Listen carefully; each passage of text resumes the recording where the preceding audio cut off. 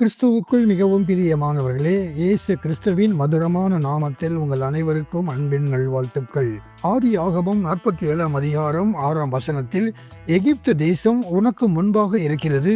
தேசத்தில் உள்ள நல்ல இடத்திலே உன் தகப்பனையும் உன் சகோதரரையும் குடியேறும்படி செய் என்று பார்வோன் யோசேப்பிடம் சொல்வதாக எழுதப்பட்டுள்ளது.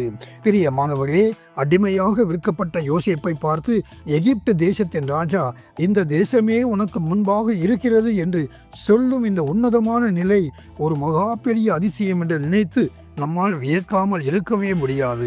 யோசேப்பு குழிக்குள் தள்ளப்பட்டு அடிமையாக விற்கப்பட்டு எகிப்தே யோசேப்புக்கு ஒரு சிறைச்சாலையாக இருந்த நிலையில் யோசேப்பு சோர்ந்து போகவில்லை. விசுவாசத்தில் உறுதியாய் இருந்து தம்மை தள்ளினவர்களுக்கு முன்பாகவே கர்த்தர் அவனை உயர்த்தி, எகிப்து தேசம் உனக்கு முன்பாக இருக்கிறது என்று பார்வோன் சொல்லும் அளவுக்கு கர்த்தர் யோசேப்பை உயர்த்த வல்லமை உள்ளவர் என்றால், நாமும் யோசேப்பை போல உண்மையாயிருந்தால் நம்மையும் உயர்ந்தவர்கள் என்று மற்றவர்கள் நம்மை பார்த்து சொல்லும் ஒரு சந்தர்ப்பத்தை கர்த்தர் நிச்சயம் உருவாக்குவார் என்பதில் சந்தேகமே இல்லை. விசுவாசித்து ஆமேன் சொன்னால் நீங்களும் பெற்றுக்கொள்வீர்கள். பஞ்ச காலத்தில் உலகமே கஷ்டப்படும் போது தேவனுடைய பிள்ளைகளுக்கு கோசேன் என்னும் செழிப்பான தேசத்தை கர்த்தர் ஆயத்தப்படுத்தி வைத்திருக்கிறார். யோசேப்பின் நிமித்தம் அவனுடைய குடும்பம் முழுவதும் ஆசீர்வதிக்கப்பட்டது மற்றும் எகிப்தும் ஆசீர்வதிக்கப்பட்டது. நீங்கள் தேவனுக்கு உண்மையாக இருக்கும் போது உங்கள் மூலமாக உங்கள் குடும்பத்தையும் உங்களை சுற்றி உள்ளவர்களையும் கர்த்தர் ஆசீர்வதிப்பார். உங்கள் ஆசீர்வாதம் உங்களோடு நின்று விடாது, அது உங்கள் தலைமுறைகளை தாங்கும் என்பதை மறக்காதீர்கள்.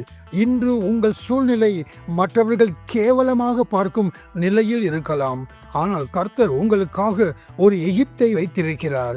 அதாவது உலகம் உங்களை பார்த்து நீங்கள் உயர்ந்தவர்கள் என்று சொல்லத்தக்க ஒரு சந்தர்ப்பத்தை கர்த்தர் உங்களுக்கு உண்டாக்கி தருவார்.